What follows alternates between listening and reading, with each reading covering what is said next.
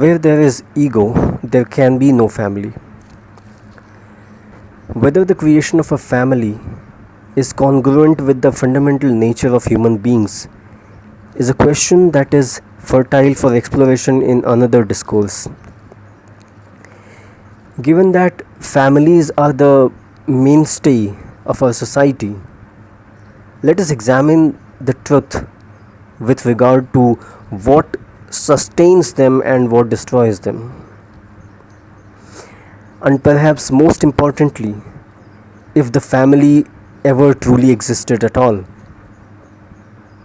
This is a stark, objective, non judgmental, and pure examination of the fundamental nature of human beings within a family unit.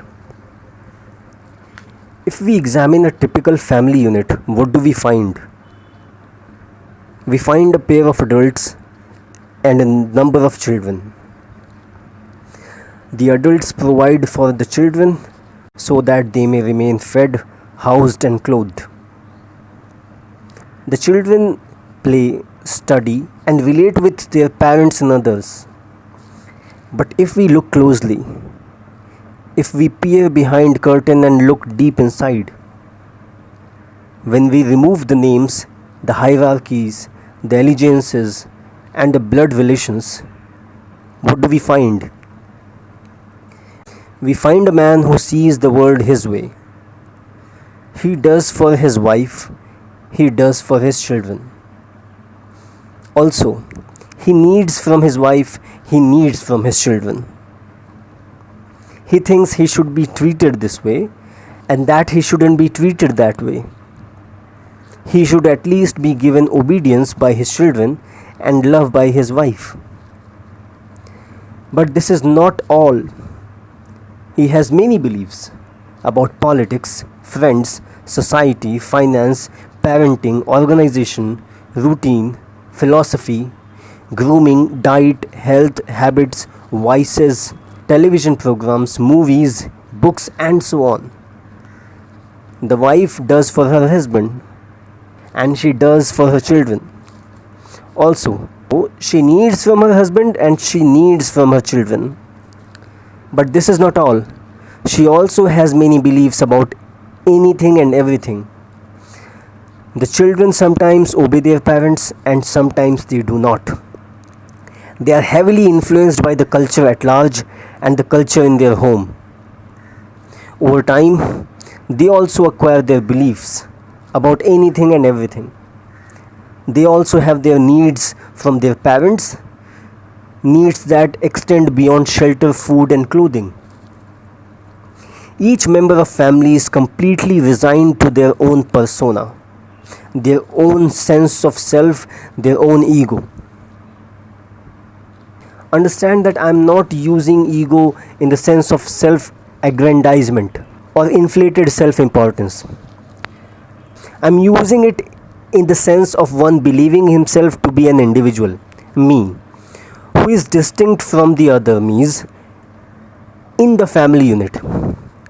As mentioned above, this is a stark and objective examination of fundamental nature of humans within a family unit, without the slightest form of judgment. I will now make a raw statement of truth. Where there is a group of individuals who are resigned to the idea of me, there cannot be a family. 4, 5 or 12 me's cannot make a family. One may certainly refer to such an entity as family, but it would be in name only. Why? I will begin the explanation by removing the reflexive idea that your mind may have produced after reading the statements above. I am not speaking of ideas such as altruism, kindness, selflessness in the traditional sense, compassion, or there is no I in team, sacrificing oneself for the whole. These are all false and reactive social constructs. They do not exist, to be explained another time. Where there are individuals who are given to their own ideas and beliefs and sense of meanness, there cannot be a cohesive family unit. There can only be a group of individuals who try to get along despite their differences. There can only be a group of individuals who strategically modify their words and actions in order to keep the family solvent. There can only be a group of individuals who try to do what is right. As such, it will be a lifelong series of efforts, a lifelong series of ups and downs, a lifelong series of struggle. But you see, nature never efforts.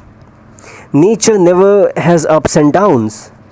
Nature never has struggles. This will be an enormously difficult concept to imbibe, having come from a society which has hailed precisely the opposite since the beginning of time. You ask, but life is up and down. Family, like life, has its struggle. To which I will respond, only the sort of life that we have been taught to live. It is all we humans have ever known.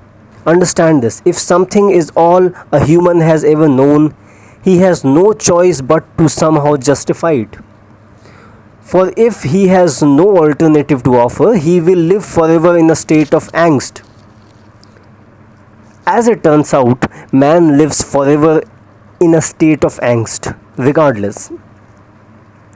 But at least he has tried to mentally organize it in a patchwork that he can accept. Where there is a set of egos in the form of me's, there cannot be a family.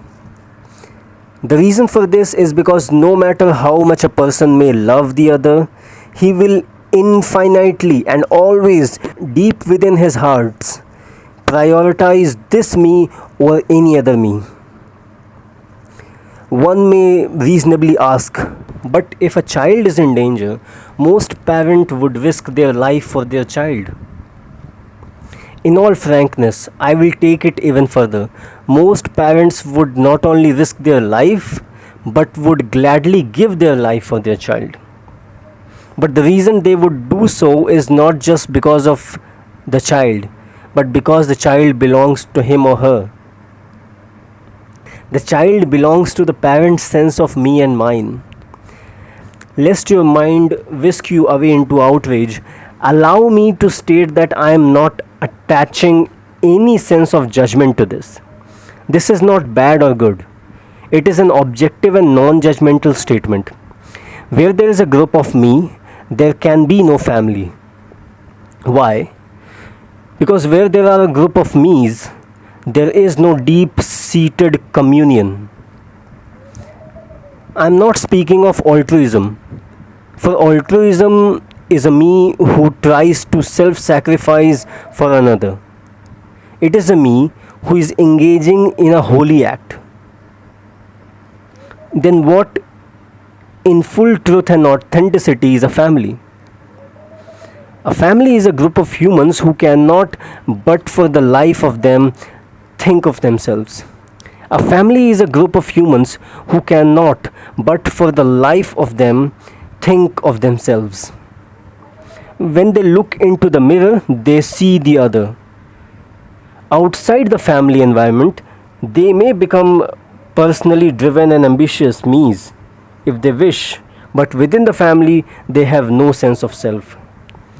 This is a true communion. Please understand that I will not so disrespect the reader as to preach to him. I will not so disrespect the reader so as to perform what I call a drive-by by telling him become egoless and ride off into the night. Having lived in a society, he will have had enough of such maltreatment. This is neither responsible nor prudent. Firstly, the very idea of becoming egoless is saturated with ego. For it is an act of replacing a self-identity of one with ego to one without ego. But the one continues to exist. When a human being glimpses a vision of grand possibility, there is a chance that it will touch something deep within him. And if this happens, in that very moment he becomes sincere in pursuing that very quest. And this is infinitely more effective. This will allow him to reach his place infinitely quicker than if he were given as many techniques, practices, and methodologies as there are stars in the night sky.